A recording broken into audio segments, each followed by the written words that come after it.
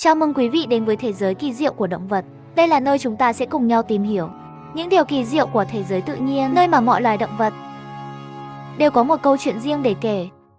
Hôm nay chúng ta sẽ cùng tìm hiểu cuộc sống của một trong những loài động vật vĩ đại nhất, sư tử. Sư tử không chỉ là biểu tượng của sức mạnh và quyền lực, mà còn là một phần không thể thiếu của hệ sinh thái châu Phi. Sư tử vua của đồng cỏ châu Phi, chúng ta sẽ tìm hiểu về cách chúng săn mồi, cách chúng bảo vệ lãnh thổ và cách chúng sống trong bầy đàn. Hãy cùng theo dõi những hình ảnh tuyệt đẹp và những câu chuyện thú vị về cuộc sống của loài sư tử trong tự nhiên. Từ những con sư tử đực mạnh mẽ đến những con sư tử kẻ chăm sóc con non, mọi khoảnh khắc đều mang đến cho chúng ta một cái nhìn sâu sắc về cuộc sống hoang dã. Hãy chuẩn bị sẵn sàng cho một cuộc hành trình đầy thú vị và bất ngờ.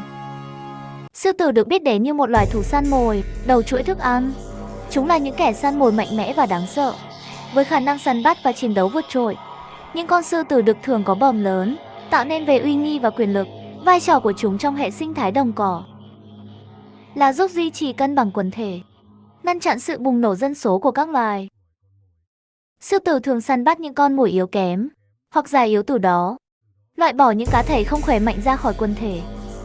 Loại bỏ những cá thể yếu kém này không chỉ giúp duy trì sức khỏe của quần thể con mồi, mà còn đảm bảo rằng chỉ những cá thể mạnh mẽ nhất mới có thể sinh sản và truyền lại gen tốt cho thế hệ sau.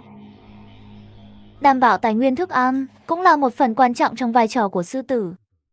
Bằng cách kiểm soát số lượng con mồi, sư tử giúp duy trì sự cân bằng giữa các loài và ngăn chặn sự cạn kiệt tài nguyên. Điều này tạo ra một hệ sinh thái bền vững, nơi mà mọi loài đều có thể tồn tại và phát triển. Hôm nay chúng ta sẽ cùng tìm hiểu về sư tử, loài động vật sống theo bầy đàn. Một đàn sư tử thường có khoảng 10 đến 15 thành viên, gồm một con sư tử đực đầu đàn và nhiều con sư tử cái. Các bạn có biết không, sư tử cái là những thợ săn chính đấy. Chúng rất giỏi phối hợp với nhau khi đi săn mồi. Thật đáng kinh ngạc còn, sư tử đực thì có nhiệm vụ bảo vệ cả đàn khỏi kẻ thù và những mối nguy hiểm khác. Nhìn kìa, những chú sư tử con đang chơi đùa. Nhìn chúng thật đáng yêu. Việc chơi đùa này rất quan trọng, giúp chúng học được những kỹ năng cần thiết cho việc săn mới và giao tiếp sau này. Các thành viên trong đàn sư tử rất thân thiết với nhau. Chúng thường liếm lông cho nhau để thể hiện tình cảm và giữ vệ sinh nữa. Sư tử còn được tất cả sư tử cái trong đàn chăm sóc, đảm bảo chúng được lớn lên khỏe mạnh trong môi trường hoang dã. Cách sống theo bầy đàn này không chỉ giúp sư tử con sống sót, mà còn làm cho cả đàn sư tử mạnh mẽ hơn. Qua việc quan sát cuộc sống hàng ngày của sư tử, chúng ta hiểu thêm về cái cách chúng sống, cách chúng yêu thương nhau và cả những điều thú vị về loài động vật hùng vĩ này. Hôm nay chúng ta sẽ cùng tìm hiểu về sư tử, chúa tể của đồng cổ châu Phi nhé. Hãy tưởng tượng một khu bảo tồn thiên nhiên rộng lớn, nơi sư tử phải đối mặt với những kẻ mối đe dọa từ linh cầu và đáng sợ hơn từ con người. Tuy là chúa tể uy nghi nhưng sư tử đang gặp rất nhiều nguy hiểm. Nguy hiểm chẳng hạn như mất môi trường sống, bị săn trộm và xung đột với con người. Ngày nay dân số ngày càng tăng, đồng cỏ của sư tử ngày càng bị thu hẹp, khiến chúng phải sống gần con người hơn và dẫn đến những cuộc chạm trán nguy hiểm.